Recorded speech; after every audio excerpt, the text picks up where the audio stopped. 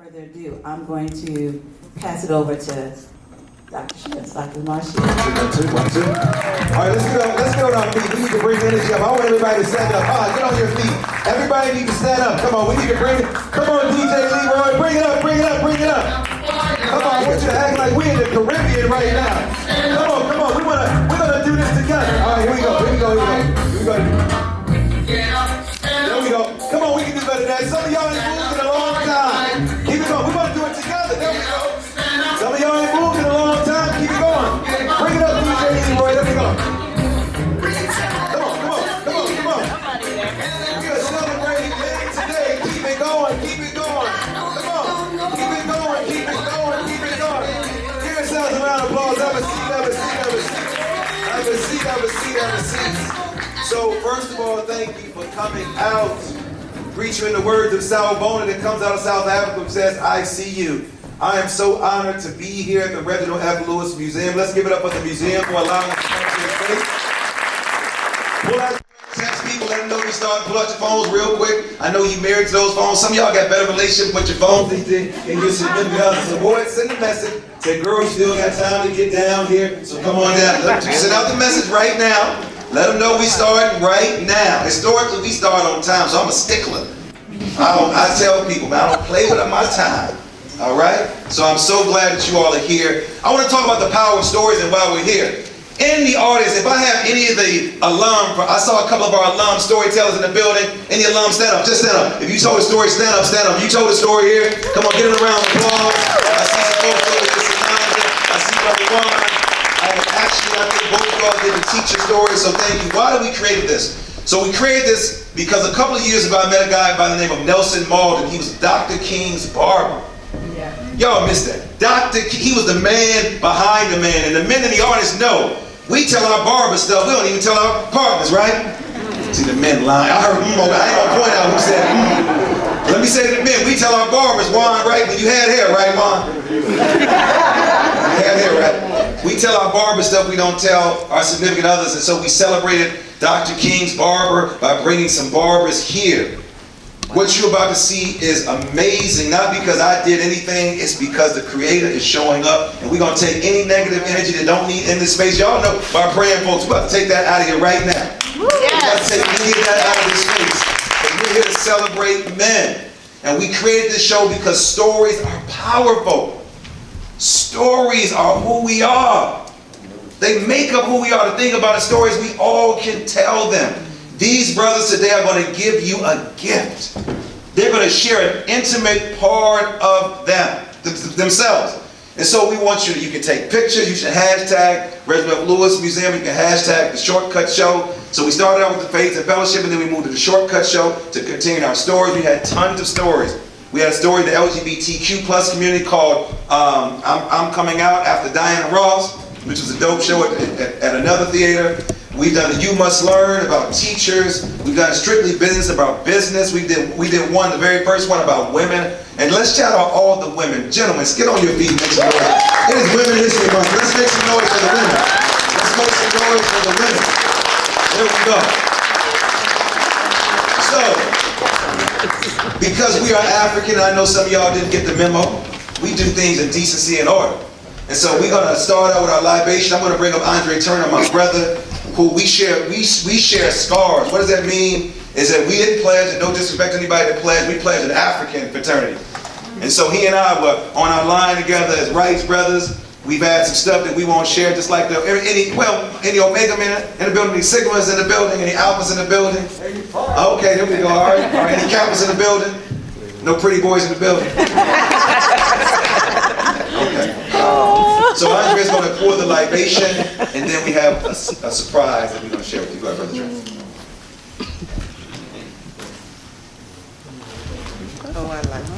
All right, good afternoon, everybody. Good afternoon. Am I audibly clear? Yes. Can you hear me? All right. I'm going to pour libation. I never want to assume where people enter and begin with the understanding of libation. So I always do a short introduction just to kind of share and give some insight into what actually is happening. Libation is a very old and ancient practice that originates from the continent of Africa. and it's about protocol, and it's about order. More importantly, it's about relationship. Relationship with the God of your understanding, relationship with your ancestral lineage, and relationship to the past, acknowledging yourself in the present, and then creating a clearing in the future moving forward. And we harmonize the space. We literally do that together. And we bring our ancestors, as we call the divine masculine feminine energy, into the space. One of the things that we use with libation is water. Water is the purest substance known to man. 3/4 of the earth is water. 3/4 of our body is water. And for 9 months, we're submerged in water. It has a very healing, cleaning, and nurturing presence for us. And when you pour the water into the plant, which symbolizes life, there is an activating and generative process that creates life. And what it does is it creates the circle and completes the circle of life. So, what I'm going to do is speak in the way that we do as Africans, is call and response. And I'm going to say, the active word is, and I say, or and we say, and you all will say, Ashe. And Ashe is a word of power that galvanizes and harmonizes us in the space. It says, it is so, we are here, we agree, and it also means amen. So I would like to do a quick practice. Darnell and I both were also school teachers as well. So let's do guided practice. And I say, Ashe. And we say, Ashe. All right.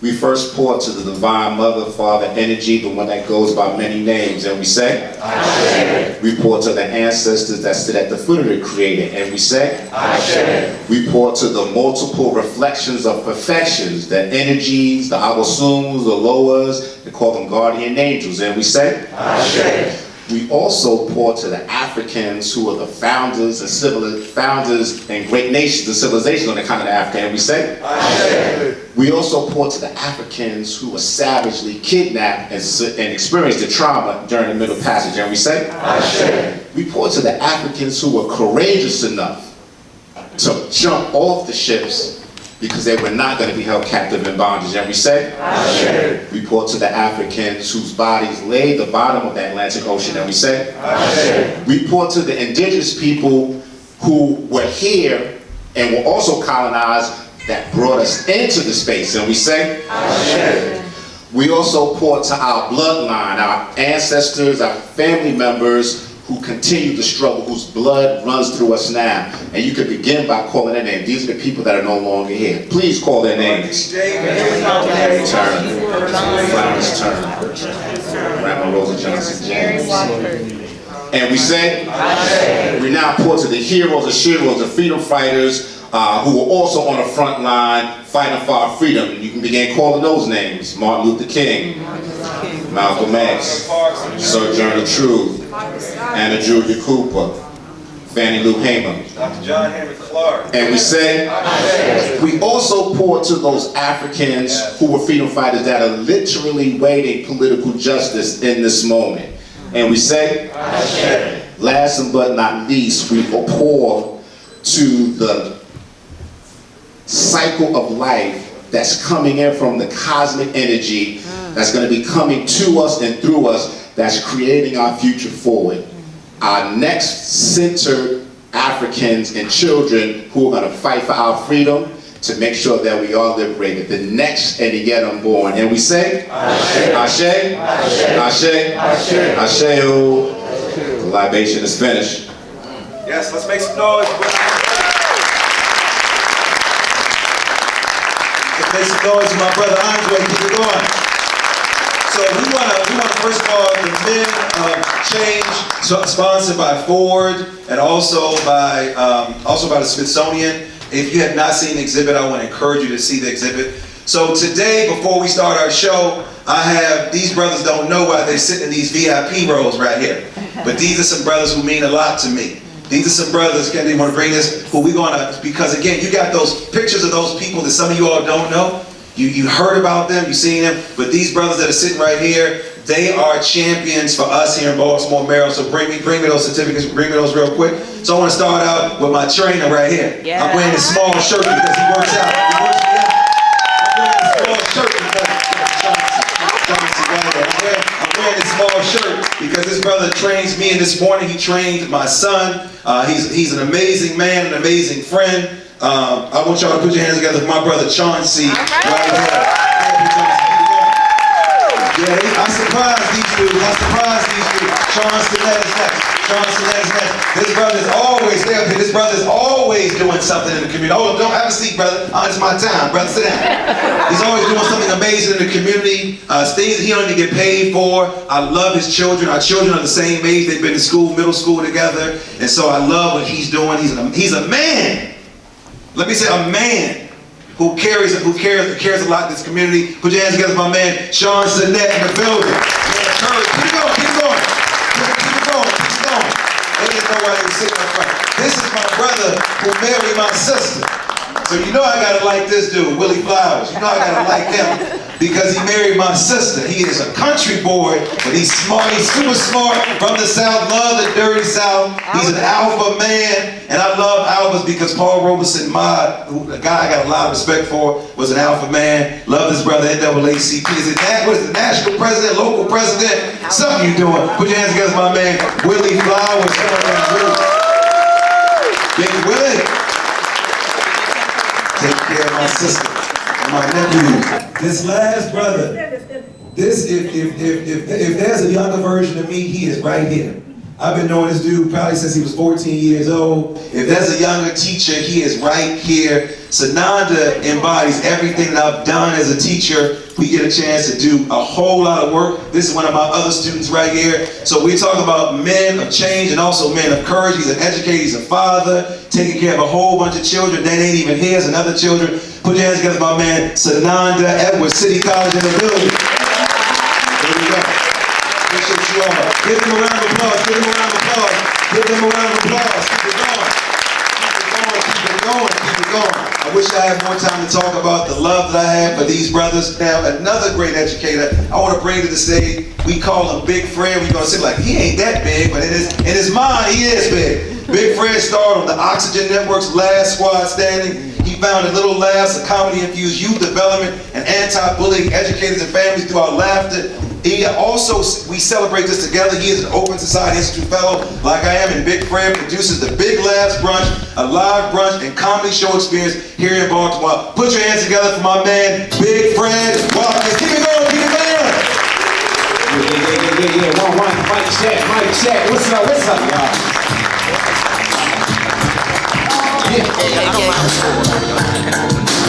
Oh, this is nice.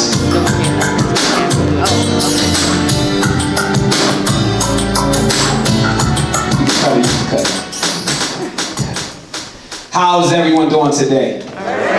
You all look amazing. Before we get started, can you please clap it up for yourselves, please?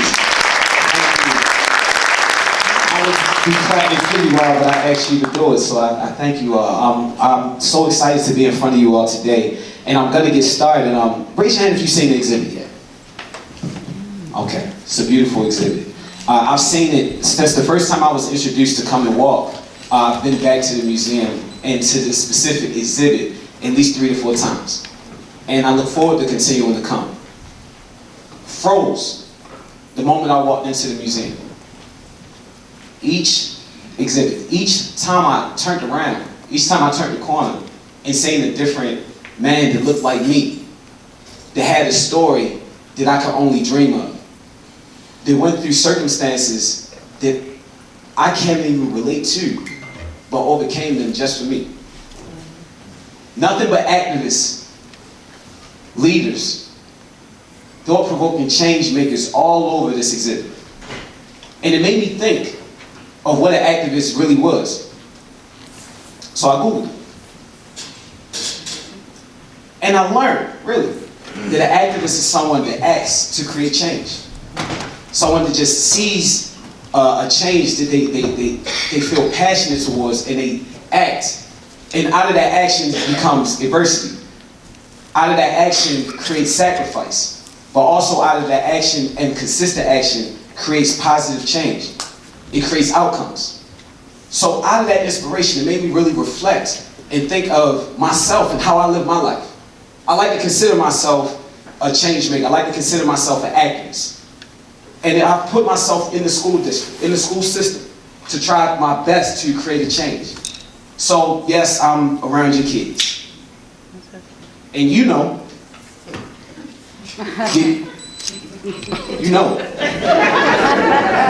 your kids are geniuses. Some of y'all didn't expect it. Your kids are geniuses. I referenced a quote from the great James Baldwin that says, children are never really good at listening to their parents, but they are exceptional at imitating them. So we have a lot of children that I see every day, amazing, bright students, that don't listen. Sometimes. But they imitate a lot. They imitate a lot. And when I walk through this exhibit and I look at each picture, they did such a great job of the range of time, just really surfacing all our greatness, just here, even in this country. As I walk the museum, the exhibit, that's all I see, and it inspires me. And it makes me think directly of the kids that I serve. So I tell you our story real quick. I did summer camp at Ashburton. We have a comedy-infused youth development program. It's called Little Laughs. And we brought it to Ashburton for the first time this summer. And it was cool. We had a great time. The first day, I remember I was so excited. I was in front of all the kids, and we were just reading some things. It's the first day, we wanted to kind of get a sense, evaluation of some of the kids' academic status. So one of the young men, I asked him to read, and he kind of gave me a look. Shook his head, he didn't read. And I told myself I would follow up and talk with him about it the next day, right? But lo and behold, to me, someone asked me to come to room 415 at the end of the summer camp day. So I walk into room 415, and I see someone. I couldn't really fully see them because they're kind of short, but they had their back turned towards me in like the spinny chair. And the young man that I asked to read earlier was in the spinny chair. And he turned around pretty slow. It was almost like he was the boss or something. And he asked me to grab a seat. So I'm kind of like nervous. I went and sat down. I went and sat down. I said, okay, you're in room 415, cool. So I sat down and I said, well, hey, what's going on? I asked him, like, what was up? And he said, listen, Mr. Fred is what they call you. We had a situation earlier in the day where you asked me to read. And it's okay, because I know this is your first day. But I don't do that.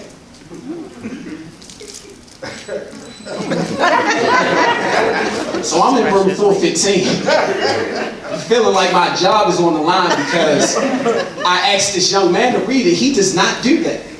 So he's seen the stress in my face, he's seen my anxiety, so he calmed me down. He said, it's okay. I'm not going to tell anyone, but just don't let it happen again. So after I went to the staff and told them about the new mandate, I really stayed with that all the next day and the next day and the next day. Like, how did this young man get in that spinny chair in 415? But more than that, where was the conviction and the confidence and the security to tell me in my face that I was wrong for asking him to read? And I seen the little boy the rest of the week, and of course, I look at him, every time we ran, he gave me that face like, you want your job? And I still would try, I still would challenge him, and I would challenge him. But it really made me think consistently that it's so bigger than, so greater than this young man. That young man had the security of that school. He had the love of that school. He had keys or something to 415. This young man, and we see it all over schools. We see it in our school system, in our school district. We talk about catalysts and Mythbusters and community. And I'm going to talk about Mythbusters for a minute because we happen to fall under a lot of myths, and sometimes we don't know. And there's myths of us, there's myths about our children, there's myths about our education system, or our educators. And sometimes we fall into those myths and don't know it. And we feel like we're giving love, but we're actually not. So everyone knows it's almost every single school in the city, there's a kid or kids that could be doing a lot better academically. They could be performing a lot better behaviorally. They could be showing up to school. But because sometimes we fall under the myths that are put on us and placed over our communities, our version of showing love isn't really showing love. Our version of showing love isn't challenging these students to get better and to do better. The showing love, that sometimes we can fall under that myth, that showing love is almost accepting subpar performance and subpar results and subpar outcomes, and our kids deserve greater than that. All our kids deserve greater than that. So I thought about ways that I can inspire, and ways that I can get my man to start, wanting to read. And we have a good network, so a Baltimore star, stars from Baltimore, so another black man, another great black man, he's a rapper, he had a TV show, his name is Lil Key. I asked him to come down to the school. And when I told the students that Lil Key was coming, lo and behold, the most excited student was this young man that was about to suspend me for asking him to read. And he was so excited, he said, oh, Lil Key, that's my man, Lil Key. He started making up songs, he was like, oh, Lil Key, we coming, Lil Key. And I told him, like, look, well, I'm glad you're excited because Lil Key is coming for you, but you're not going to see Lil Key until you can read and write your raps. They were doing raps. Kind of looked at me, oh, man. So he went at it, he tried. But just like us, even in our lives, whether you admit it or not, sometimes we face adversity and we hesitate. Sometimes we face adversity and all our ambition, all our vigor kind of goes out the window. That didn't happen for any man that you see in that exhibit. Not one. But it happened for this young man. So he had some struggles and he kind of gave up. Lil Key came. He came to school the day that Lil Key came. Even though he didn't finish his assignment, he still thought he was going to see Lil Key. He was fresh too. He wore his best shoes, his best sweater, and he just came and said, oh, Lil Key today. He couldn't wait. He couldn't wait. But I had to tell him, unfortunately, you can't meet Lil Key today. Oh, he took it bad. He took it bad. So we had to think, like, so you can't be Lil Key, unfortunately. Maybe, we're having trouble. What can you do while you're sitting here? So I had a little manual that I was reading, and it was on Zoom because we were doing some Zoom stuff. So I kind of just nudged to him, and we started going over some of the words in the manual. It was kind of right there. It was organic, real time. So we did it. And I kind of left him with, the next week, our summer camp gets, temporary shorted for COVID. We had a COVID outbreak. So we were doing some virtual stuff. I started class, I was so excited, and still thinking that last week in between time, just how I felt bad as a leader that I didn't help my student get ready to meet someone that he really wanted to meet. And I tried, but I still owned that, I still carried it, I still felt bad. So I leave him with that, about a week or two passed, and I start the Zoom and I'm excited. It's the first day of class and it's electronic and I got my blaze on, but then I got my hooping shorts on. And I just can't wait to talk to these kids. And I get on and I'm excited and I say, hey guys, good morning. Today we're gonna, and my mic goes. My sound goes. I don't know what happened. And out of nowhere, somebody comes out, hey, what's up, y'all? This is my class. Somehow, the young man that couldn't read muted me on my own Zoom. He stayed with that little packet, and he read it, and he learned, and I don't know how he registered, but he muted me on my own Zoom. And he started talking. Over me. So half of me is excited and happy for him, but the other half is trying to get my grasp back on my classroom. And I thought about it and I was so amazed because I'm like, how can we go from having trouble writing these simple rhymes to really learning not just how to read, but executing some of the things that you're reading, and it's technology. We have to always remember and always look at our kids, our students, other people's kids, all our children, all our babies, through what's called asset or value-based frames. Every time we look at our students, we have to see greatness. We have to see them at their highest potential. Because every aspect of our dialogue, every aspect of our movement, our support, our mentorship has to come through that lens. Our love has to have positive outcomes. Our love has to bear fruit, especially for our kids. All of us do it in our own lives. How many times have y'all went to Big Mama's house on Sunday and ate good? And she put all that love in that food, as well as the cholesterol and the salt and the vinegar and the, yeah. But it's love though. So we are called, each and every one of us are called to influence the greatness within our youth, within our families, and within one another. So as you continue, go back, or for the first time, see this exhibit, I urge you to identify with one or more of these amazing brothers, these amazing men, their stories, and please find time to identify within yourself what that means to you and what your calling is to us. Thank you very much. My name is Fred, Big Fred Watkins.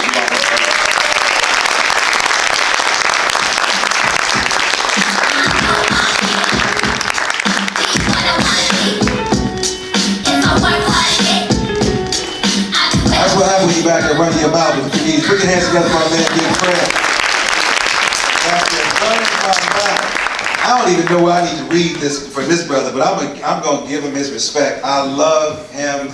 I've been knowing him for a very, very long time. Great storyteller, great father, loves to dress. If you've never been around comedians, you got to get them before they get you. That's it. So I got on him today. He was like, yeah, he said, D, you the funniest non-comedian that I know. And so I had to get on my man. You can hear him on WEAA. If you have not listened to WEAA, I don't know what you've been doing. He hosts that. I love his son, little Larry, who's an amazing dancer. Watched him go through the School of the Arts. I remember being with his son, and his son had some challenges. And I went over to the house and sat him down. That's what the village does. And I said, man, you got this whole community looking after you. And you go get sent away, and you do something that you shouldn't have been doing. And he said, Uncle Darnell, I appreciate you coming over. So I said, I expect some free tickets when you start dancing with Al Dave and all them other folks as well. Who am I talking about? This brother's the host of Throwback Saturdays on WEAA. He's appeared on the Apollo, BET's Comic View. He's open for Mike Epps, Paul Mooney, Bruce, Cedric the Entertainer, Music Soul Child, Tracy Morgan, Chrisette Michelle, went old school, the Manhattans and the Temptations, just to name a few. If you ever been locked up, you might have seen them performing down in the prison. Who am I talking about? None other than the next storyteller. Put your hands together for my man, Larry Lancaster. Keep it going, keep it going. Y'all give it up for my man, looking like Denzel stunt double over there. How y'all doing, man? Y'all all right? This is nice. This is nice. Okay, so I guess I'll tell you something that my father used to tell me, right? So my dad used to be hard on me because I was a knucklehead when I was young. And I used to ask him, Pop, why are you always so hard on me? He said, son, sit down, let me tell you a story. He said there was a rabbit who was freezing cold, and he's on his deathbed. He stumbles into this barn, right? And a cow notices that the rabbit is about to freeze to death. So the cow defecates on the rabbit, right? You know, cow manure got that steam, it's warm, so he take a nice dump on the rabbit. It actually saves the rabbit's life, right? Because the rabbit stays underneath the manure for the whole winter. Spring comes, bright sunny day. Fox comes into the same barn, right? He licks all the manure off of the rabbit. And when the rabbit is clean, he eats the rabbit. And my father said, the moral of the story is, everybody that crap on you ain't your enemy, and everybody that takes crap off you ain't your friend. All right?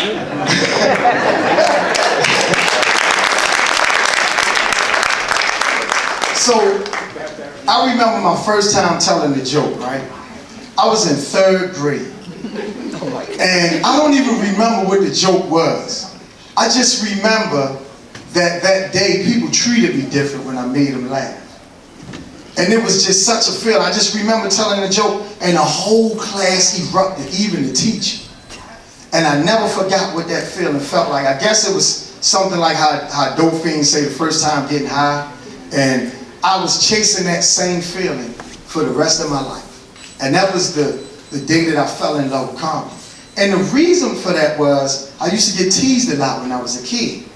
So because I was raised by a mom who had mental illness. And if anybody know, in the black community, we really don't really understand mental illness to a degree, even today, right? And back then, we didn't even diagnose people. We used to call people simple. Y'all remember that? If somebody had a mental illness, sit your simple self down. You know, that's what we used to do. And so my mom was a paranoid schizophrenic. And you know, you ever live with somebody who hear voices?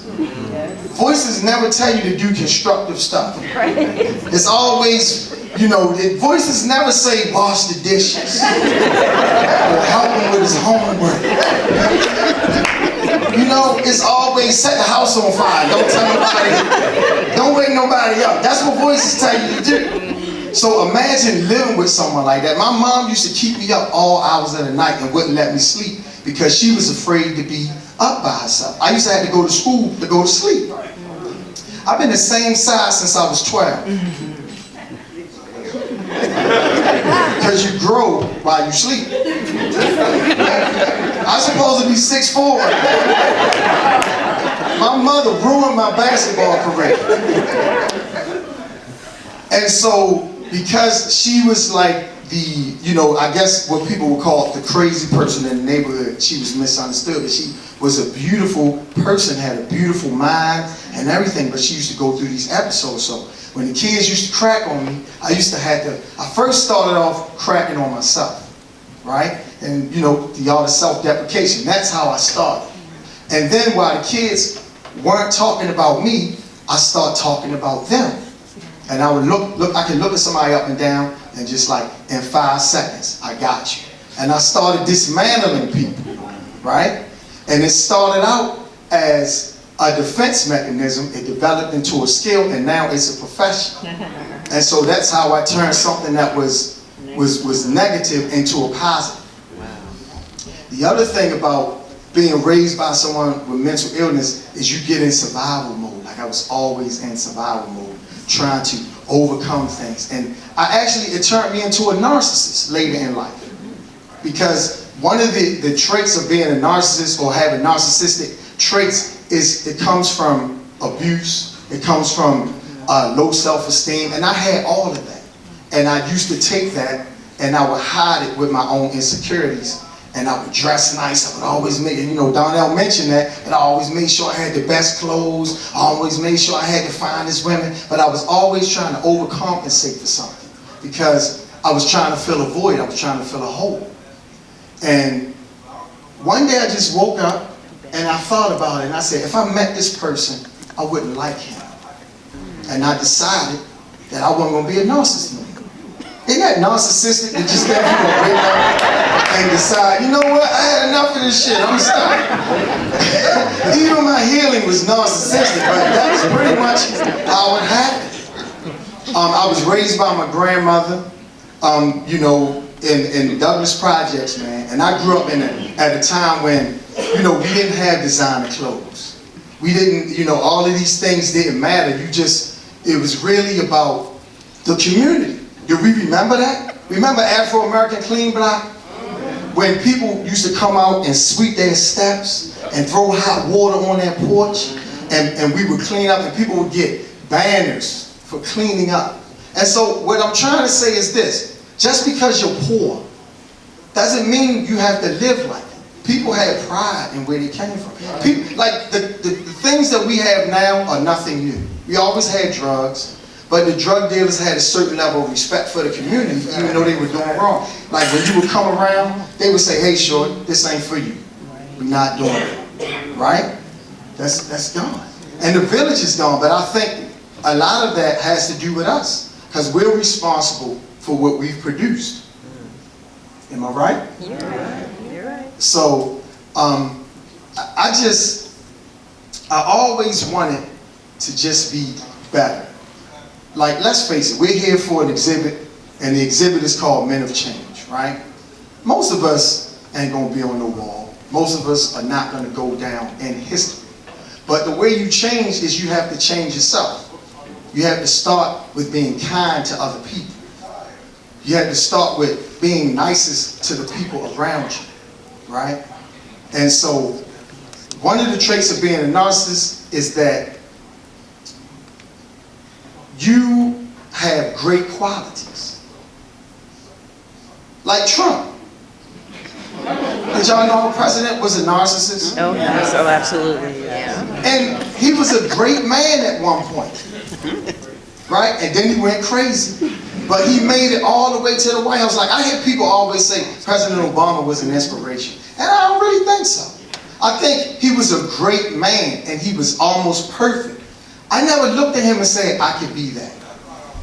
I never looked at President Obama and said, I could be him. He was a Harvard Law scholar. He spent his whole life with the aspirations of one day being president. I never thought I could do that. I was like, I cheated on my taxes, I stole cable, I had chlamydia once or twice. You know, what's the...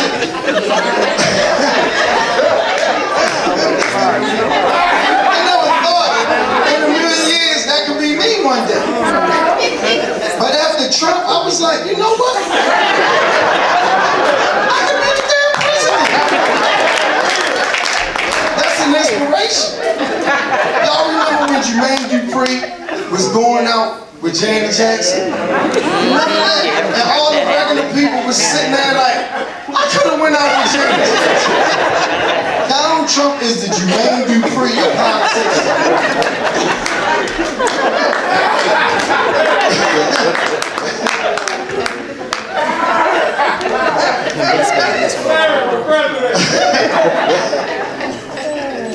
And so that's the thing about being, and so I got to this point about being great versus good. Because there are a lot of great people who may not be good people. And I think sometimes we chase greatness and we don't really concentrate on being a good person. And a lot of the things that have happened have kind of brought that to the forefront. Like, look at Bill Cosby. Great man. Not necessarily a good person. And we can go back and forth about the white media assassinating him and all of that. We can get into all of that. But we know he did something. Right? I mean, think about it. You drug women who was going to have sex with you anyway. What kind of sense is that? That's like going into Popeyes with a hunting knife and a rifle and camouflage talking about I'm here to hunt chicken. It's already prepared.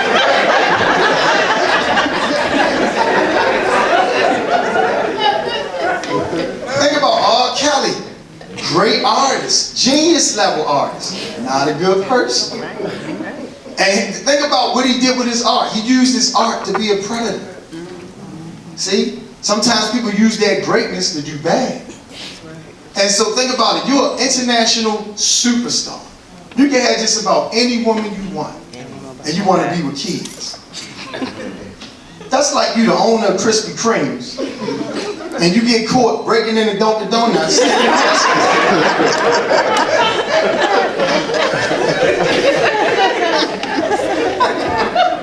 It just doesn't make sense. So once I stopped trying to be a great comic or I wanted to be famous. I wanted to be, you know, Kevin Hart and travel all around the country. But fatherhood changed that because I had to be responsible once I had kids. So I had to figure out a way to pursue my dream and still be a responsible dad. Because people don't know this, like, you got to go live in your car. You got to be homeless. And then when you go to Hollywood, some of y'all may know this, some of y'all don't. Sometimes Hollywood asks you to do some crazy stuff. Stuff that I'm not willing to do.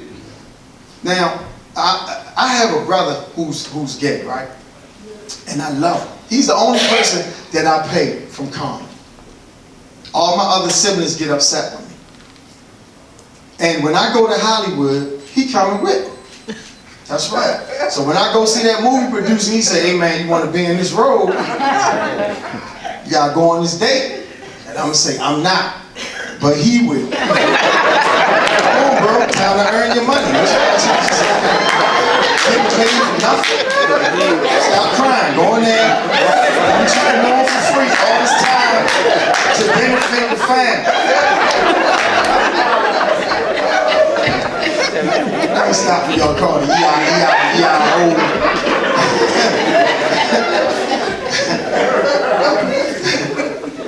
So I had to, you know, I have a son who's a ballet dancer. And as soon as I tell people this, first thing I had a sister ask me this one day, we was in conversation. She was telling me about what her kids did, I was telling her about my kids, and I told her about my son. So she was like, so how does it feel to be raising a young black male? And I was like, so what we not gonna do? And I was realizing like, I'm turning gay defendant.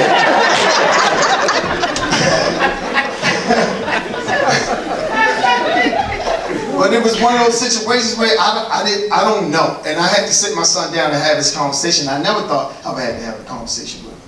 But I said, listen, if you were gay, you know you can tell, right? And I'm still love you. And I think that's important to say to your kids in this day and age. Regardless as to how you feel about anyone's lifestyle. You know, you gotta have this conversation with your children because you should always be a safe space as a parent. And you can hold, you know, you can feel the way you feel about it. I'm not saying agree with it or not, but you still gotta love your children. That's what's most important, because what happens is when you shun your children, they go run away, and then they go right into the arms of someone who will prey on you. Or they have to make decisions that they wouldn't have to make if they didn't have a safe space for you. Okay?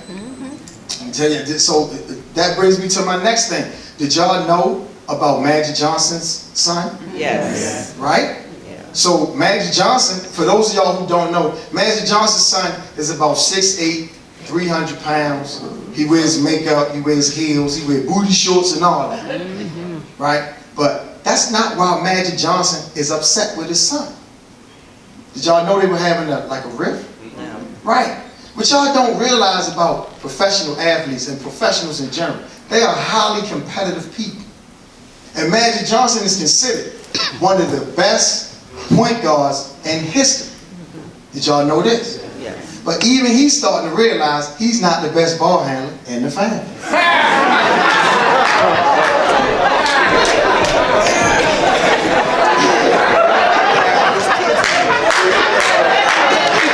I'm here to tell my story.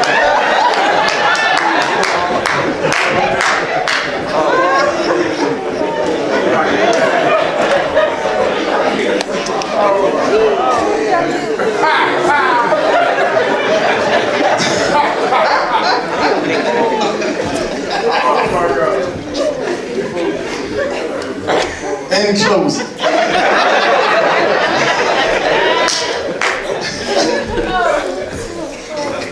No, it's just one of those situations where, as a parent, you gotta find that healthy balance between correcting your kids and not looking like a hypocrite. Because most of the stuff they do and the stuff that you had to correct them about, we've done. Am I right? Yeah. Like, I have a niece.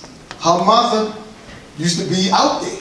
But she never tells her niece this. She never tells her her journey. So when she tries to correct her, she sounds self-righteous. Like, my aunt, she used to be like, listen, my grandmother said, I'm going to take your legs to couples counseling so they can stay together. That's how much.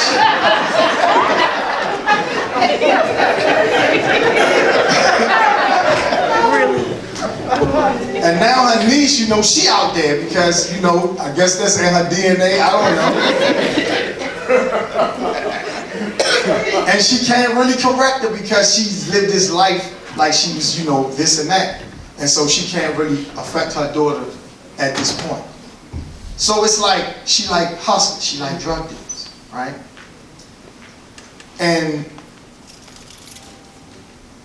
she spent time with these people and don't even know these guys. She was with this one guy for 3 years.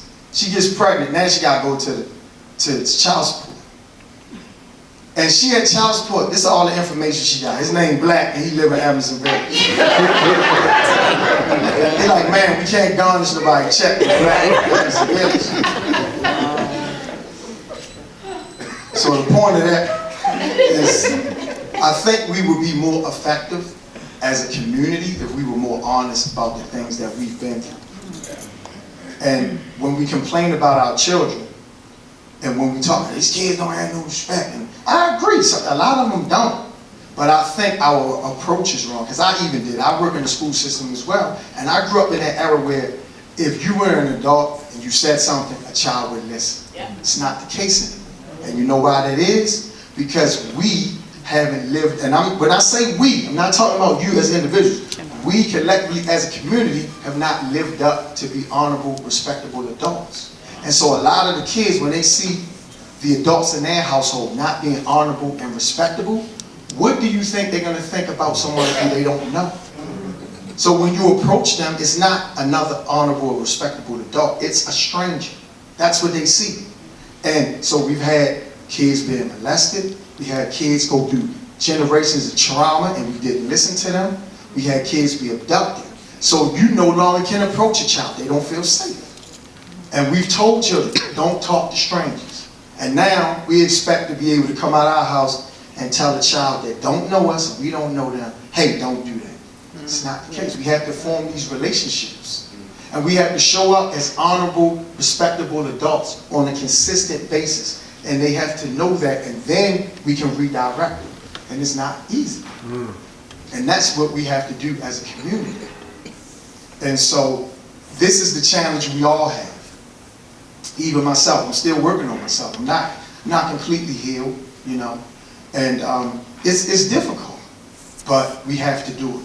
And so when we think of men of change, these were courageous people, right? Dr. King, I don't think he set out to be a man of history. He didn't want to be bothered with that. But he thought about someone greater than himself. And so a lot of times we don't do that. That ain't my business. That's on them. I don't have nothing to do with that. What if Dr. King did that? What if Rosa Parks did that? What if Stokely Carmichael did that? What if Angela Davis did that? What if Malcolm X did that? Where would we be? So now I got y'all just where I want you. I just want to leave you with that question. The change starts with each and every one of us. And so when you feel overwhelmed and you feel like you can't do anything, because we all feel that way, just do what you can. I'm Larry Lancaster. Thank you, man.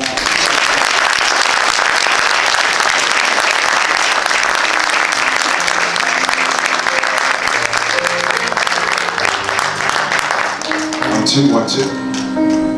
Give it up for Larry Lancaster. So where are my folks? The folks is texting me like, D, we can hear you in the background talking. That was a part of the show. I'm so glad, Stacy and I were back there, I'm so glad we went to talk about anything. Why? We're like, yeah, about to take over the world. Did you all like Larry's jacket? No, I said, did you all like Larry's jacket? Okay, double check. So my folks are texting me, I ain't gonna tell you when people are texting me, and I wouldn't walk around with my phone, I'm back there having a deep conversation with Brother Stacy, and then I felt like the scene with Jesse Jackson got caught up. Or y'all remember, I'm gonna take y'all way back. You remember, what was the airplane when the guy, you know, Leslie Nielsen, when he went to the bathroom, he was using the bathroom, he had it up there? Yeah, so some of y'all don't know what the hell I'm talking about.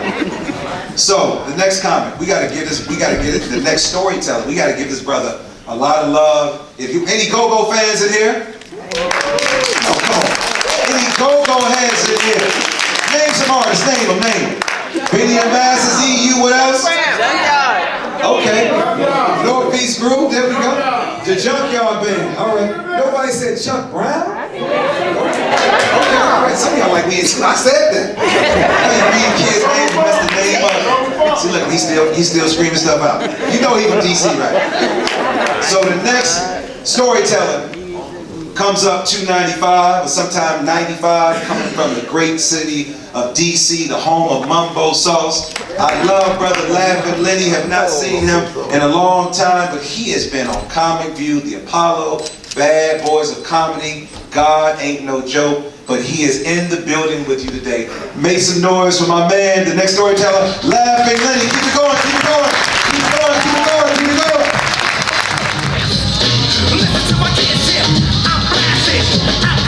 Check. So we good, all right. What's up, y'all? When y'all been that I came all the way from DC, dead high on here. Y'all know this out of town for me. When I got there right to the mall, went to me, I said, I'm about to turn back around, go back home. But I'm glad to be here. I ain't gonna hold you long, but I will hold you right. Let the church say amen. That's what I like to hear. Well, But I'm here because I want to talk about my man Muhammad Ali. He the one that helped me change my life around, because I started watching Ali when I was a very young age, Muhammad Ali, and I seen him do things that was greatness. And people always say, what's the difference between greatness and the best? The best can never out-top greatness. You can never out-top, everybody try to out-top the best, but you can never touch greatness. And I watched him how he would knock people out backing up. That's never been done. You cannot knock somebody out backing up. And I said, man, you know what, I want to become a boxer. So, you know, I'm training every day, because, you know, I want to be a boxer. You see, but when a real fight came, they never told me that whoever you spar with, they gonna hit you back. And, you know, I thought you supposed to stand there and let me hit you. I didn't know you would hit back. That didn't go good. Man, this dude hit me so hard, I said, Lord, give me some pom-poms. I can't fight no more. So I started playing basketball. It was great at basketball. Started playing basketball. It was really great. And the things that Muhammad Ali would say was just really, oh man, you know, float like a butterfly, sting like a bee, rumble, young man rumble. Yes. So I just wanted, and then he did something that nobody never done. He did something that nobody in the world have never done. He said what he said, he stuck to what he said, and never changed his mind. He told the world that he was not going to fight in the war. Yeah. He the only man to ever tell the world what he wasn't going to do, and he stuck by his word. And so they took his title. They took his title. Sure did. And you know what? He went and got that title back. His wife, his ex-wife told him that George Foreman gonna kill you. You can't beat him. What did he do? Beat him. Beat George Foreman. Beat him. So as I look at that, I said, man, and I took my life like that, and to this day, I live my life just like he did. You know what? I never seen him in a pair of jeans. You never seen Muhammad Ali in a pair of jeans. Every time you see him, he's always dressed up. And then I'm like, so I just started carrying myself the way he did. And so my whole life, I've been fighting. So I took that, started doing comedy. And I started wearing my hair like, you remember, he had the bush trimmed real nice. He was the first one. Steve Harvey and Bernie wasn't the first one. Ali was the first one. Doing that. So now I got no hair now. So now, so you know what? And haircuts cost different than baby. So he can go to the barber shop every week. So you know what? Now, you know, if your son 10, his haircut goes like a grown man. Bald head, goatee shaped up, $55. Now, when your son turned the age of 10, his haircut caught like a grown man. So, you know, we're in the barber shop. I said, son, he gonna ask you how old you are. Tell me now. He said, Dad, I'm 10. I said, you want your haircut? He said, well, you gonna be 9 for 15 minutes. So, you know, he cutting his hair. He said, what's up, man? He said, man, your father's a funny dude. I said, on Def Jam, shows that come. He said, man, he real funny, man. He said, you play sports? He said, I play basketball. He said, man, your father played with me in school together. He's how? He said, I'm 9. He said, when you gonna be 10? He said, time I get out your chair. Love that boy. Love him. So I make my kids, I raise my kids the same thing I learned from Ali. I raised them, and I got my other son, you know what, very intelligent, play ball, and he got dreads. Not so much a son, I don't care if you got dreads, as long as you keep them up and you know, keep them good. So in the barber shop, you got your his and her size, so many. So he said, Daddy, for them to redo my hair, they're gonna wash my hair, they're gonna tie it back up in a knot, but I need $80. I said, well, for $8, I'll tie your hair in a knot. I'm not giving you that type of money, no. So so they got older, everything got, so as things got over, my comedy career got to going, and I'm gonna say this here, man, how God will put no more than you can handle. Because I tell you something, if you're going through something, I'm gonna share a story with you, and I guarantee you're gonna leave here all right. Let me tell you something. 3 years ago, I was opening up for Charlie Wilson, Anthony Hamilton, Kim, and you looking at a man didn't have a stroke, I didn't have a heart attack. You looking at a man had a massive heart attack and lived. You don't know nobody have a massive heart attack and live. I'm that one. I went through 18 hours of open heart surgery. I flatlined for 3 minutes. I was in a coma for a whole week. The doctors told my mother, they said if he lived 1 hour, it'll be a miracle. There's nothing we can do for him. I take 25 pills a day just to live. every day for the rest of my life. I have to drink 6 bottles of water every day to flush the pills out of my stomach because I don't eat the line out the bottom of my stomach. The surgery that I had, only 2 people got this, Bill Clinton and me. I don't have a pacemaker. I don't have a stent. My surgery was $2.8 million. $2.8 million. They told me, they said, if I follow my diet, they just put 50 more years on my life. I don't have, like, I got wires holding my heart and my arteries together for the rest of my life. Do you know they had a nerve to call me 3 days ago? 3 days ago! They said, Lenny, we hate to inform you, but today your hospital bill is 3 years old. I said, well, you can tell her happy birthday because I ain't paying. That's your job to save me. I'm not paying. You could have took me up to my grandma's house. She could have worked some time right on my check. Gave me some saltine crackers, ginger ale. You gonna be out. I'm not paying. So y'all know we think ginger ale is medicine. You know that. I'm not paying. I'm not paying. Man, my helicopter ride from Reagan Airport to Washington Hospital Center was $10,000. We talk about a 5-minute on a helicopter, about a 4 or 5 minute ride. $10,000. They could have called an Uber and Lyft. I'm not paying. So that's the greatness of God. Because he told my, look, he told my mother that they said, get on the phone calling me the family because there's nothing we can do. They said if I live 1 hour, do y'all hear me? 1 hour, it'll be a miracle. But by the grace of the good Lord, I'm still here. Come on now. I'm still here.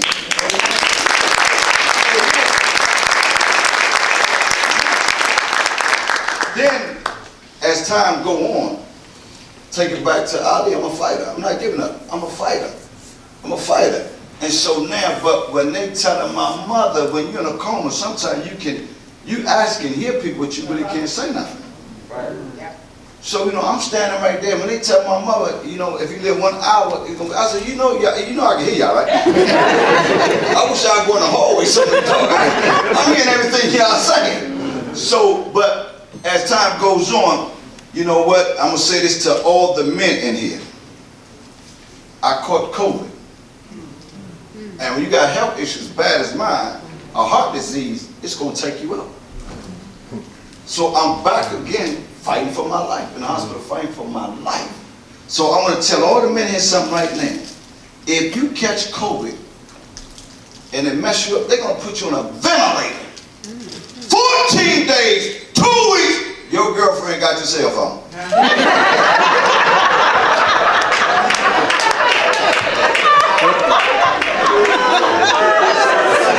That don't sound good, do it? Lord have mercy.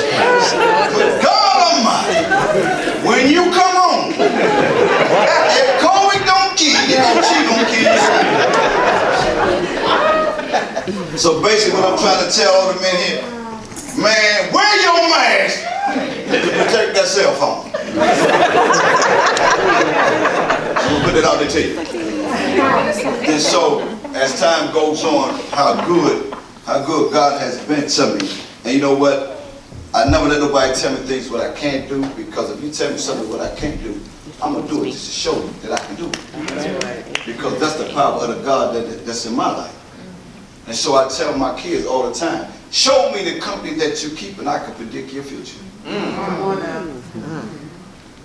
I'm 57 years old. And I tell my son them all the time, they think they know everything, but you don't know more than what I know. So this is what I tell them all the time, and we gotta definitely educate these young kids that's coming up, man. We gotta, as men, we gotta step up, and I don't care if they yours or not, but we gotta step up into some of these boys' life. When we see them doing wrong, snatch them up and talk to them. Because I'm gonna tell you something right now. To me, that I thought Ashley Kushner was pranking me one day, because, you know what, I own a detail shop. Little young boy came in and said, hey, y'all hiring? I said, yes. I give them the application. I say, go ahead, fill it out. I'll be back to look at it. I look at it, turn it over. What does it say on the other side? For office use. Do not write below this line. He wrote, okay. We have got to step up.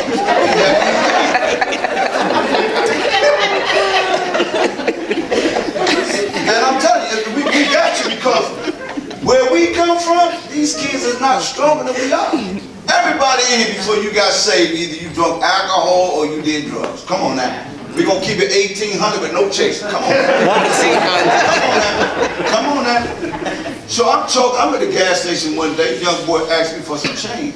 So you know what, me, I'll give anybody some change. You know what, that's what I do. You know what, if I see any man, homeless guy, I see, if I'm in Baltimore, coming to Baltimore, doing a comedy club, I don't know where Baltimore the only city that does it, but I love Baltimore because I'm trying to figure this out. I don't drink and do drugs no more, but I'm trying to figure why is this dude washing my windshield in the rain with a squeeze? Yo, you know it's raining outside, so why do you got a squeeze? You trying to, well, come on, man, but I just gave him some money going. So one day, you know what? This kid asked me, he said, sir, do you have some change? So I said, yes, I don't have no problem, I'll give you some change. But the young boy's mind was gone. I don't know what he was smoking, but his mind was gone. But I'm talking to him, trying to educate him about real life. So I said, you know what I'm gonna do for you? I said, yeah, man, I got $200. I said, I'm gonna give you this $200, but you gotta answer this question. He said, what's the question? I said, what is Barack Obama last name? He said, man, I'm gonna figure that joint out. He said, say it one more time, but say it slow. What is Barack Obama last name? He said, man, that's about the tip of my tongue. But I said, you know what, man? Take this money, man. And I'm gonna tell you something, man. Let me tell you something, man. Go back to school. Go back to school. I'm telling you, it's us, man. We got to step up to the plate. Don't keep putting pressure on these women because it's not real men like they used to be, man. We got to be great. We got to step up to the plate. We got to take our youth back. We got to do it. We got to do it. Where the couples at? Any couples in? Couples? Okay, couples. All right. You single women? Single lady? Okay. I'm leaving on this here. Single lady? God gonna send y'all a man. He gonna send you a man. Listen to me now. He's gonna send you a man. Not that perfect man that you got in your mind. But he's gonna send you a man. And when he send you that man, you got to have your stuff together too. You better preach. To get to a man heart, where you got to go? Through the stomach. If you cook eggs before bacon, you're not ready.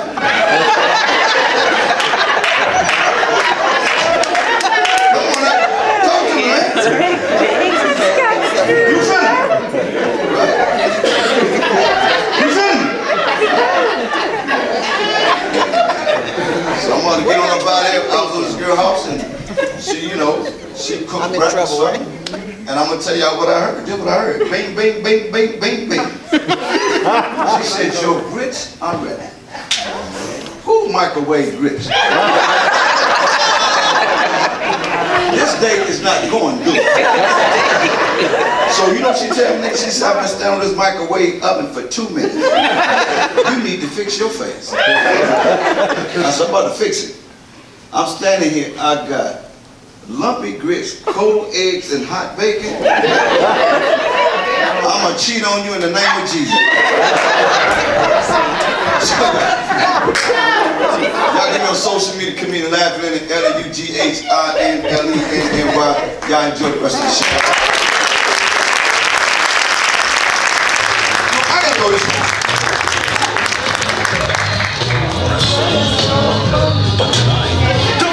1, 2, laughing Lenny. No, you gotta keep it going, keep it going. Lenny, who's your favorite go-go? Come here, man. Give me some go-go. Who's the dopest go-go?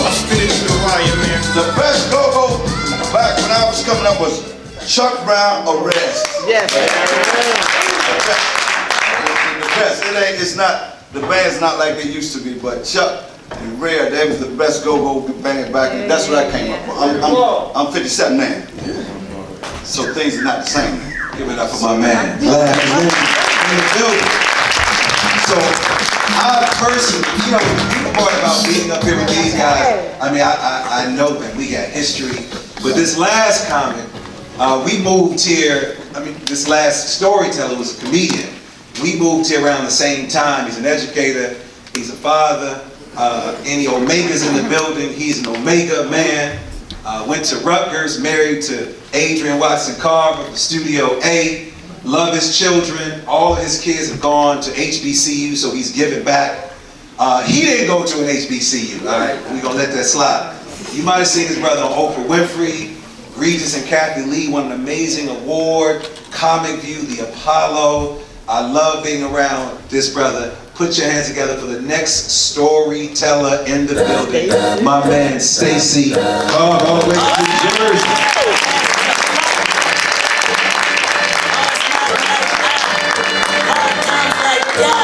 I'm back here. I did go to an HBCU. I got my master's from Coppin State. Thank you. Now you can go. How's everybody doing? Everybody good? Good to see everybody. Has everybody been to the exhibit? Yeah. Love the exhibit. As I walked through the exhibit, it just amazed me. All the great men that hung on those walls. Touched my heart to see them. But at the same time, I thought to myself, I'm blessed to have had a father, great mentors, and heroes in my life that could have easily hung on these walls. Easily. Who shaped and changed my community, children of my community. They could have been on these walls. When I walked in, I saw Martin Luther King, who's just the ultimate. My father's my Martin Luther King. That's the orchestrator of my life. The person who took a movement to make me from a boy to a man. That's my preacher. That's who speaks words of encouragement into me. Then I looked on the wall and I saw Richard Pryor as a comedian. Got to love Rich. My Uncle Larry is Richard Pryor. That's a whole nother story right there, because you know the craziness that go on right there. Then I see August Wilson. Got to have August Wilson in your life. But Keith Henley, he was the brother that was in the youth ministry with me as a child, older than me. But he's the first brother that I met that had ideas in his head, put them to pencil and paper, then brought him to the stage. That's my first playwright right there. Tahani Coates. Ta-Nehisi Coates. Straight out of Baltimore. I'm from Jersey. But that person for me was Mr. Rand Song. That was my high school social studies teacher. He was the one who told us about politics, what to look for in the government. That's the brother who kept me straight. And he was cool as heck. Made me want to be an educator. Got dressed up every day, didn't wear socks. That was in 1989. All these brothers, great, wonderful, could have been on those walls. I'm like, I'm blessed to have had these people in my life, to have those examples in my life. But then I got hurt, because I know my people, I know my society. I'm like, it's a whole group of people who don't have the experience that I have. They don't have that. They don't have the examples, those landmarks, those people who can be. That's where I want to be one day in my life. They don't have that in their life. Why? Not because they don't see good men. They don't have men to change around them. It's just they can't recognize. A lot of ladies out there, y'all can't discern what a real man is. And it's not your fault. You know why? Because there's a lot of suspect brothers running around. A lot of suspect brothers in our community. You've been hoodwinked, bamboozled, led astray. You've been swindled. You didn't land on a suspect brother. A suspect brother landed on you. And it's like that for the young boys too, because they can't discern what a real man is. So that's why I'm here today. Because I've had these examples in my life. My daddy was a real responsible man. My granddaddy was a real responsible man. My pastor was a real responsible man. My pastor was my Malcolm X. Real brothers. They could have hung on these walls, easily been in this exhibit. Because they had characteristics of the same people that were in my life. And I know some of the brothers in here, y'all gonna help me out today. Because y'all gonna do the same thing. We're gonna show the women what real responsible men are. So ladies, young fellas, and I'm talking to anybody under the age of 21, you ain't got to do this. But if you're over 21, I need you right now. You know you got me, dog. All real responsible men have the things that I'm going to talk about. And they have these characteristics. The first thing how you can discern what a real responsible man is, ladies and gentlemen, all real responsible men have keys. All real responsible men have keys. So brothers in here right now, pull your keys out. Pull your keys out. Pull your keys out. Don't stare at me while you're staring at me, dog. Pull your keys out. Pull your keys out. You leaning over. Don't go to her. Pull your keys out. Pull your keys out. Pull your keys out. Pull your keys out. Ladies, every man around you, look to your left and look to your right. Every man around you should look like a janitor. Everybody should look like a janitor. They should have keys. Shake your keys. Shake your keys. It should sound like slaves. Run away.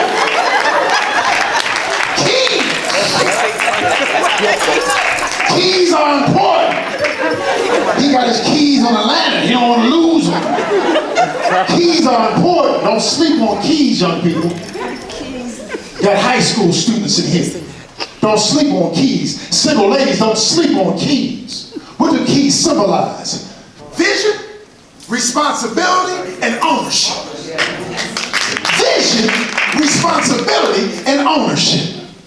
Brothers got keys. Keys to the first car, key to the second car, key to the business, key to the house, key to the other house, key to my mama's house, key to my daddy's car. Then I'm going to dig it in the church, so I got a skeleton key so I can bring it in any room I want to. Keys. We're an exhibit with men of change. All the men in that exhibit have been given the key to their city. The symbolic representation of a key. Why? Because you all have vision. You all have responsibility, ownership, and we entrust you with the key to the city because of your greatness. Keys, don't sleep on keys. Ladies, you meet a man, he don't have no keys, don't talk to him. Ladies, you meet a man, he only got one key, don't talk to him. That ain't his key. Why? You ain't talking about him, I'm talking about keys.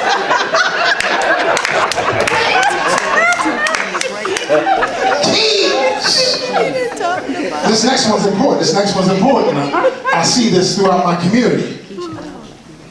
All real responsible men have a place to stay. Their own place. Their own concubine. Cavemen had caves. Africans had huts. That's why in football we say, hut 1, hut 2, hut 3. He let the ladies know I got huts for days. Ladies, I say that no man moves out of this house into your house. No real responsible man moves out of his house into your house. Talk about, I want to help you with your kids and your bills. You can't leave a lease. You can't leave a mortgage. Ladies, he ain't had no keys. He looking for shelter. Now he think he the king of your house. He think he the king of your house. Why? Because he didn't put his Jordans in your extra bedroom. He didn't hook his PlayStation up to your television. He playing games. Why? He's suspect. He's suspect. Boy. He's talking truth, though. This next one is important, right here. None of these men on these walls, none of them suspect. All owners of their ideas, of their property. That's why they're featured. That's why they're men of change. They change their community. We have buildings named after these men. A place to go to. It's important. Next thing, this is important, ladies. This is important. Young fellas, this is important. Real responsible men don't take baths. Real responsible men don't take baths. Some of y'all staring at me. Some of y'all staring at me. Dog, you staring at me. Staring at me? You say, I can tell you're a real responsible man. I can tell how you look, dog. I can tell you ain't had a bath since your mama bathed you. I can tell. You're a responsible man. I can tell you too. You light skin, but your knuckles are still ashy. You a man. You're a responsible man. Real men don't take baths. Ladies, don't know responsible man, just soak in the tub. Don't know man, just soak in the tub. He just soaking in the tub. He got rose petals. He got candles lit. He done poured milk in the tub. He's silky salt. He just soaking in the tub. You come home from work, he jump out the tub, put his towel around his nipples and say, where the bath be? He's suspect. Don't know man soak in the tub. Responsible men don't take baths. Why? We got stuff to do. We take showers. Don't know man soak in the tub. He's suspect. And I know what y'all been thinking when I say suspect. Y'all think I'm saying sus.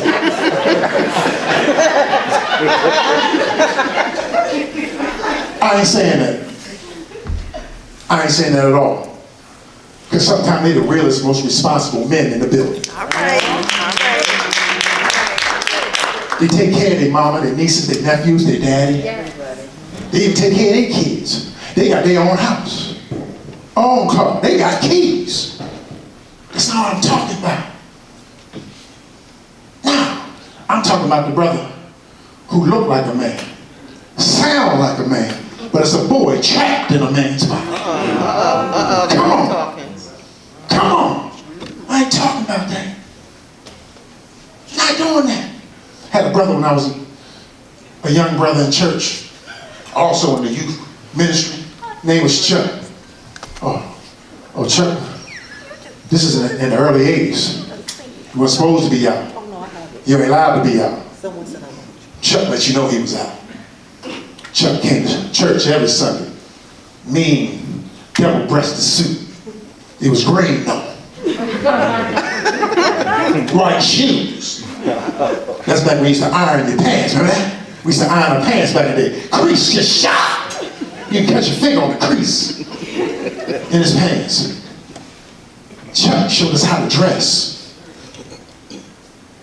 Chuck gave us church etiquette. Stacy, boys, stand up straight. Showed me how to tie a tie. Hey, when you put your suit on, come on. Y'all running around, I'm 10 years old, 11 years old. Y'all running around getting raggedy. Letting you know when you button your shirt up, the buttons on your shirt should line up with your belt buckle. Should also line up with the fly in your pants. So now you're aligned.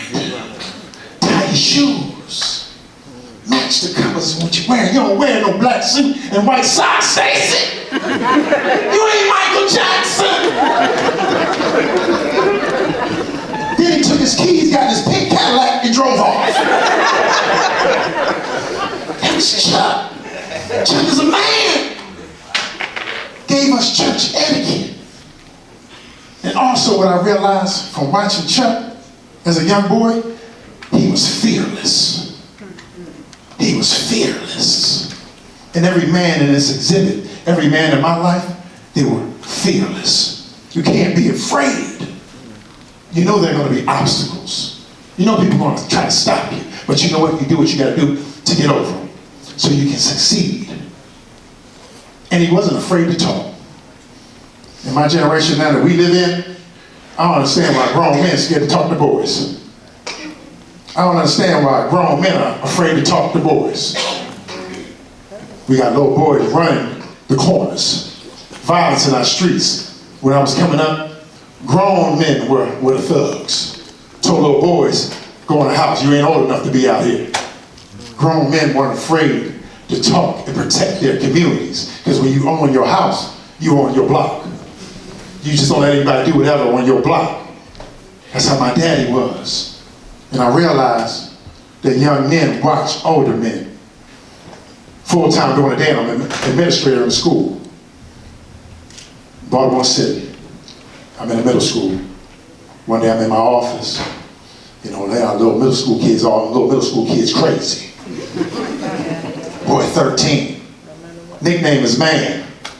Real name is Manovan. Manovan is 13, a true 13-year-old. He's 6'3", 200 pounds, size 13 shoe. Came into my office. You know how little boys, when they get to 7th, 8th grade, they get a little tall, now they want to walk up on you. I don't know, you better back up, boy. Back up, and you know he a boy when he walked in my office because he does boy stuff. He was eating a Pop-Tart. And he was drinking a Juicy Juice.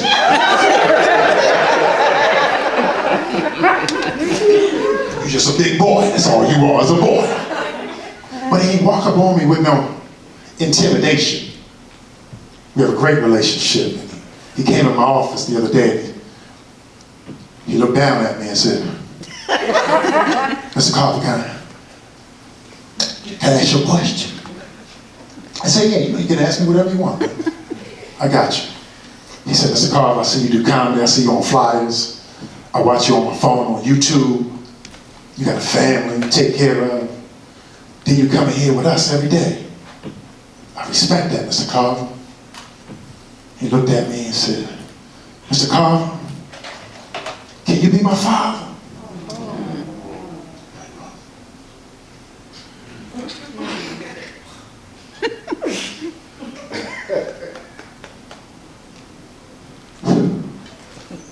I said, sit down, son. Sit down. And I looked at him. My heart dropped, man. He was in my sleeve. I looked at him right in his eye. And I said, son, I'll be your daddy. From 8:30 to 3:30. Because you're too big. Nobody feeding all that. We got free breakfast and free lunch. And I got people at my own house I got to feed. But I got you between my eyes. I'm going to hold you down, son. I'm your daddy. But that's letting me know he could discern what a responsible man was. This 13-year-old could discern what a responsible man was. And you know what? I'm going to go get it. And how am I going to deny that? So my question for you as we are in this exhibit, Great Men of Change, what keys are you leaving back in your community? What keys are you leaving back for your community? For people to discern if you're a responsible man or not. That's my time. I'm Stacy Carver. 1, 2, 1, 2. Keep it going for my brother. Stay dope, keep it going. Get on your feet and make some noise for all of the storytellers. Come on. Keep it going, keep it going. Get on your feet and make some noise for all the storytellers. Yes, yes, yes. Give me a little more volume up there. Yes, yes, yes. Wow, so have a seat. We're going to do our curtain call. We're real excited to bring out these amazing storytellers. Give it up for my man, DJ Leroy in the building. So coming up first, what you all don't know is that each storyteller gets a story coach. And even though they are stand-up comedians, we typically don't have people who do this as a profession. So I bring out our first story coach, Tuweri Ganji. Tuweri, come on down. Come on down. Educated both of the schools. Come on down. Dr. Lachey Harvey, our next story coach, Lachey Harvey in the building. Each one of them, give it up for Lachey Harvey in the building. Kendra is not here. Let's give it up for Kendra in our absence. Director Mark LeVeaux. Come on, give it up for Mark LeVeaux. Come on, brother Mark. Did not do it without him. Where's that box? Where's that box? There's a box. There's a box. Let's keep going. Thanks to all of you all and your beautifulness coming out for these black men one more time in the place of working with all of these gentlemen, watching them craft their stories. And we thought it would be really important for you all to kind of get kind of an interior experience about what it must mean for these brothers to come up here and be vulnerable and share with perfect strangers what their lives are like. So I'd like to start, and any one of you can attempt this question. Through this process, what have you all learned or relearned about manhood in this time of working on your story, thinking about how you're going to express what it means to be a man of change? Have your own ideas about manhood become more clear? I don't know. Yeah, please. Thanks, Doc. I would say that throughout this process, one thing that I shared it with you all at one rehearsal is that this process has shown me my opinion on things a man is, in that you're just not made like that. You have to develop into that. And that also gives you the thought what you hadn't developed yet, or some of your shortcomings or where you aren't. And I think just in combination of feeling, I guess, maybe less than sometimes, or just wondering what that process fully entails, I came up with something that's like a man isn't a finished product. A man is a constant development. Like a man is consistently developing. Someone said to me that they felt like they weren't a man because they didn't know how to treat a woman. And I was like, bro, it's not, that doesn't make you a man doesn't just come with that. A man at some point in time in his age, or a male at some point in time in his age says, it's important for me to gain these type of skills or gain this type of knowledge. And that's what makes a man, someone that's willing to constantly develop. I gotta say this to all men that no one have never told you, and I'm here to tell you something right now. I've been married 27 years, and I'm gonna tell you something right now. As a man, me personally, they should have never made a movie, The Mac and the Superfly, because that messed men up. But I want to say this here, man. God put a woman in your life for a helpmate. Help makes you a better man. And I'm going to tell you something right now. Just because a woman love you, that don't mean she have to trust you. She love you because that's the God in her, not the slickness in you. Break it down to you, and I'm going to pass the mic. Let me tell you something right now. A male lion is the strongest. He was the vicious, most meanest animal in the jungle. Samson was the strongest man in the world. God sent Samson out to fight wars by himself. He didn't need nobody. Samson killed the lion and a woman killed Samson. So what'd that take? Preach. Thank you, Lynn. Tell me I gotta watch my back. My wife might kill me. I'm scared. Let me sound like a pet in rehab. They should have never made it. About to open up a mega church. There's no overplay right here. I think that the process, most definitely for me, opened up my eyes on the process of becoming a man and how it changes from, we had those constant characteristics, but from generation to generation, as technology changes, what men do and how they handle things change. We talked about, in my set, the keys. And for me, keys are very important. But we're coming into a keyless society now. So my son, who has a car, he don't have to have no keys over his car. You go into a hotel room, you ain't got to have no key to open your car. Open your hotel room. It's on your phone. You get in. So I was telling me I need to restructure my joke about manhood and keys. You gotta say, fellas, let me see your key fobs.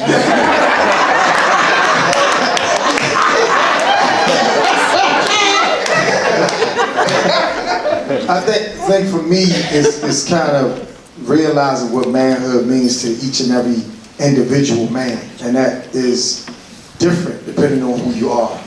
We all have some type of idea what we think manhood is, and I think the older you get, the more you realize that a lot of it is just foolishness. Like when people used to say, I used to hear the older cats, happy life, or happy wife, happy life. And I was like, man, y'all suckers. I used to believe that. I'm like, you ain't gonna be happy till you the man in your house. But being older and wiser, I understand that. You keep your woman happy, you keep your wife happy, and you do, and listening to her, you know, does make your life a lot easier. So that's just what it is, you know. Thank you, gentlemen. I'm going to take this opportunity to highlight Stacey, because there was something Stacey said in his piece that I have struggled with. So I'm going to bring it to the fore. And what I would love to do, I'm going to try to craft this question in such a way that, again, all of the brothers can address it. When Stacey says, ain't no man soaking in no tub, okay, and we're coming home in no bubble bath, right? While that may be true, what are the ways in which black men need to have, will prioritize their self-care, right? Because I heard you, Stacey, say these men had things to do. They had work to do to be change agents in their community. But who gets to love on the men who then become the change agents? How do men get to take a moment to just be with themselves, be in the quiet, or be in the joy that is theirs, even if it ain't no bad, Stacey? Well, when Doc was, opposed to what Stacey said, right? We broke it down to her. He's like, Doc, the man can take a bath, but the woman has to make the bath for him. You can't come home and already catch him in the bath. That's very suspect. If you come home from a hard day's work, you're like, hey, I made a bath for you. It's permissible to sit down in the bath. But you can't come home and he sitting there and then he get out with the towel over his chest. You can't have the towel over his chest like that.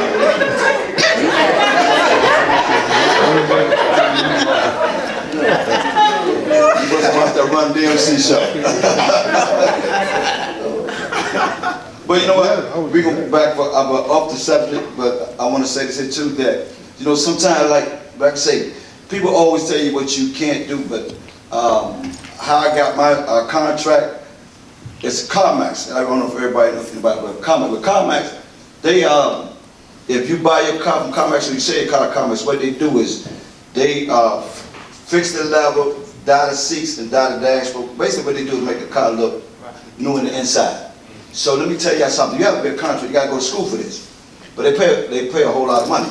So I went up there and applied for the job, but my friends was laughing at me. They said, man, you're not going to get that job, man. You got to be a contractor. You got to have your detail and all that stuff. I said, you know what, I'm going to get that because I'm going to tell you something. I put my faith in God, not man. I went up there. I had nothing, no van, no detail, nothing on the side of the van. I went up there with a dollar store bucket with some wax, and I took a guy up there that knew what he was doing. And when they gave me a car, I said, man, show them what we can do. Let me tell y'all something right there. Right now, they said, where is your detail van? I said, man, that junk broke down on 95. I got to send somebody to get it. So now they said, where is your license? I said, my license is inside the van. Duh. So now, I don't know nothing about what I'm doing. Nothing. But I'm going to tell y'all something right now by the grace of God. I walked away with a contract and making all type of money because I still no faith and I didn't have a clue what I was doing. But every time they asked for them licenses, I said, man, listen, man, I'm telling you, I'm about to buy a new van.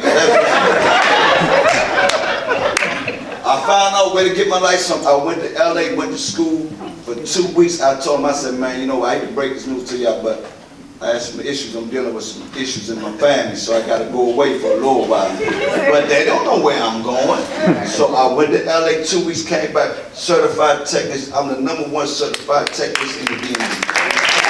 And all that to say, if he had taken a bath, he would have been illegal. That's my whole point. I was listening to this stuff like, where the heck is this going? This ain't got nothing to do with the question. But if he had taken a bath, he wouldn't have got none of that. Because he'd have been soaking. He took a quick shower. I got to get in the car now. Tell this lie. Hey, He had to pick his man up. It's a man that working right there. We man. We need to figure out how we're gonna get some money in to pay these bills. So I want to share that with y'all. But That's it. I love you, man. Love you too, bro. I'm gonna go and take that back. Dr. Hart, we got one question. We're gonna wrap up right over here. Yeah, please. Yeah, okay. My mom is pretty. You got it. You got this. We Y'all trust hear you. me? Yes. How you doing? My name is Janelle. This is my son, Jaden. I've been privileged to work with most of the men here or have been around them in various parts of my life. And as a woman who was raised by, I have 6 brothers, it's mostly men in my family as I grew up. But as a single mother, it is hard to find ways to give my son imaging that he can then, where they say iron sharpens iron. And I believe as a woman, even though I acknowledge that I'm a woman, I know that I'm pretty balanced and that I give him different perspectives, but it's not that of a man. So, as men, he's a teenager. What would you say to a single mother who wants him to understand that as a prince, she is leading him in the way of becoming a king? Thank you for that. Fred has a mentoring group. I also am part of a mentoring group called Above It All. There are different mentoring groups that you can go to, and they'll assign him to a male mentor, and that's a good way to, for him to see good, positive male role models and reinforcement. Placement is everything. Where you put your child. What school you send them to is important. And that's for any child. Whether you're a single mother or, 2-parent home. And I teach in Baltimore City. I'm an administrator in Baltimore City. And sometimes I feel sorry. And I'll have mothers come and they'll say, Mr. Carver, I want you to talk to him. The child sees me every day. But if you're walking by people who have no vision every day, if you're in a building with people who have no vision every day, it's a special person. You cut different. If you can be around all that and say, I need to get out of here, it's crabs in a bucket. And I'm not afraid to tell my parents, you need to take your child to a better school, boo. Go to an environment. If you got to lie like Lenny, to get them in a good school. What you gotta do. That's where it starts. Trust me, he sees. He sees. He got glasses on, he can see. But once again, you're coming from the perspective of a parent. Time will reveal who he gravitates to or what lessons he learned from the individuals. But if you put him around good people, he's going to pick up good habits. Placement. Can I say one thing? but now I'm going to say something to him. You know what I mean? Listen to me, man. Like I tell my son, I got 2 sons. I tell my son, I don't want you to go down the path I went down. Show me the company that you keep and I can predict your future. You got your mother in your life, man, everything your mother asks of you to do it. And you know what? And put yourself, don't put a lot of pressure on your mother. Hang around good people. If you see somebody going left, you go right. You ain't got to do everything because this is not the platform that we're supposed to talk about, but I say this real quick. I started hustling when I was 13 years old, man. I got caught when I was 18 years old. I was looking at 40 years in prison. Jesus. But I'm going to tell you something right now. I have faith and trust, and my mother used to go to church every Sunday, and everybody told my mother, your son out there selling drugs. I just looked my mother right in the face and said, Mom, everybody got the twin. That ain't me. But when I got caught, and I tell any young man, I got my own Big Brother program. I don't ask no money for nobody. But I tell you what, I promise you, you give me 2 minutes with your son, I'll straighten him up for the rest of his life. Because I'm telling you right now, I was locked up in Supermax, man. I was locked up 23 hours a day. When I came up recess, you know what a bird cage looked like? That's what I was in. And I'm going to tell you something right now. It's not a game, it's not a joke. Anybody that come and glorify jail, you get away from them. They need therapy, because there ain't nothing good about jail. You going to meet Jesus or Allah when you go, because I'm going to tell you right now, it's not a game. It is not a game. And God gave me a second chance to come out, and I'm going to tell you something right now. I used to park my cars where the teacher parked their cars, man. I made a whole lot of money. I was on investigation for 3 years. I went to court for a whole year. And I wore different colored feline sweatshirts to school every day. Come on with that feeling. But I'm gonna tell you, but God gave me a second chance. None of my kids like me. All 3 of my kids went to college. All my kids is green. When I'm out with my kids, I see somebody I know. They say, "Daddy, who's that?" Somebody you don't need to know. Come on, that's right. So I'm telling you, if you don't listen to your mother, you better listen to somebody that's gonna put you on the right track. Because when you go in that courtroom, I'm gonna tell you something right now. The judge, lawyers, all you got, that as long as they get their money, that's all they want. And the judge gonna say, "Did you get your money?" And they gonna tell your mother, "Okay, you can go home now. Case dismissed." I got a judge that's in D.C. right now. Let me take him one day, but I'm gonna turn it back on. I'm gonna give it back to you. We got a judge in D.C. Y'all get time? Look him up. Judge for me. He got a rubber ball on his desk. He'll throw it up in the air. How many times come down and bounce on the desk? That's how many you gonna do. So I'm telling y'all right now, why straighten your kids out? You give me a child, I guarantee you. 1 minute. 1 minute. When you come home, he'll be in the house. You ain't gotta never worry about him going outside. So listen, I'm gonna turn this mic back over. Thank you.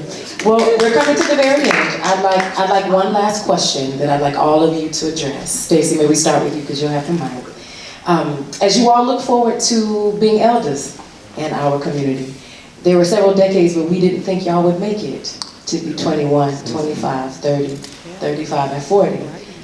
So as you look to that part of your life when you are the Baba that everybody is talking about because you've been a man of change, what would you say about yourself in that space? If you had to put 1 to 2 words to it, what type of man, what type of elder should we be looking forward to see from you?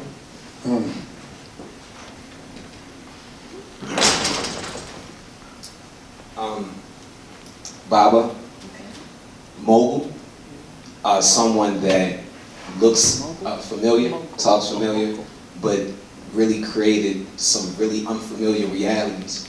A lot of just wealth act musician, breaking generational curses within myself, but also like just showcasing that for others, especially youth. I think, and I stopped frozen when you said it, but I think what I'm committed to every single day and what I'm growing a commitment towards in my older years, I think will really, way beyond Baltimore City, will really help a lot of us. A lot of us, especially you, especially you.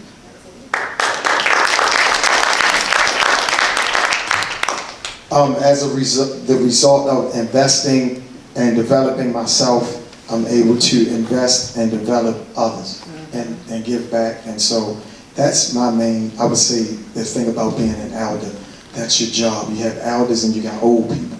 And old people just get in the way. And they always talk about what it used to be and how things used to. You have to adapt, you have to adjust, and you have to stay relevant and be able to talk to young people where they are in order to redirect them.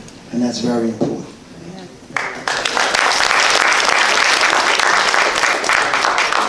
My job is, to help these young guys coming up because the devil don't want me and God ain't ready for me. So we got a lot of work to do. We got a lot of work to do. So by my, he made me a great man because I came and been through a lot. So I want to educate guys like him and parents that's going through something need that good conversation. So I'm gonna turn it over stage and go and take it back.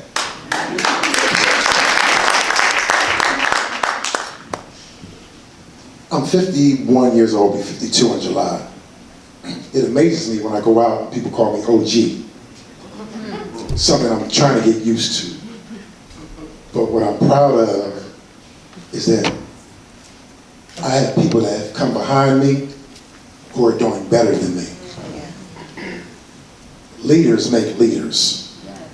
So if all the young people that I know become leaders in their community, become leaders in their area of expertise, that's a great legacy for me. Being an institution builder. My wife and I own a dance school called Studio A. Studio A Modeling, Etiquette, and Dance Academy, where we are training a new generation of young people to be leaders and spearheaders of change in our community. That's my goal. So when I got young people who bring their children back to me and back to our dance school and say, this is where I learned how to be a young woman. This is where I learned how to be a young dancer. Or a young man comes back and he was in my boys' etiquette class and now he's graduated from college and has a family now, and now he's bringing his kids to my boys' etiquette class. That's a proud moment. That's what I want. I want to be known as a leader. I want to inspire people to do better and be better and to change their communities. Round of applause for all of our men of change. I have to bring Dr. Marshias to pull us all the way out of this building.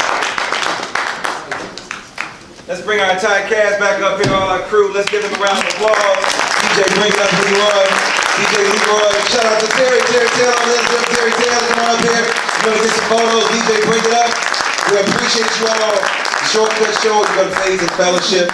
We want you to tell your story, share your story. The shirt that I'm wearing comes from Willie's neighborhood, Alabama. EGI, Equal Justice Institute. It's a great museum down there that talks about the hating of black and brown people all over the globe. So this is about telling stories. These brothers, they have had their story coaches, love them. You see these beautiful photos back there for you all. Kendra's now, they want to thank our coach, Kendra, and we also want to thank one of my students over there, TJ, right over there, TJ City College in the building. Make sure y'all meet somebody in here, take some photos, definitely tag the Reginald Lewis Museum. We love you, we gotta get up out of here. Please, DJ, bring it up, Leroy. Bring it up. Are y'all gonna hang my picture up in the exhibit? My picture gonna go in the exhibit? Visit the exhibit. If you can't do it today, go to the exhibit. It's an amazing exhibit. Those photos we got. Bring it up.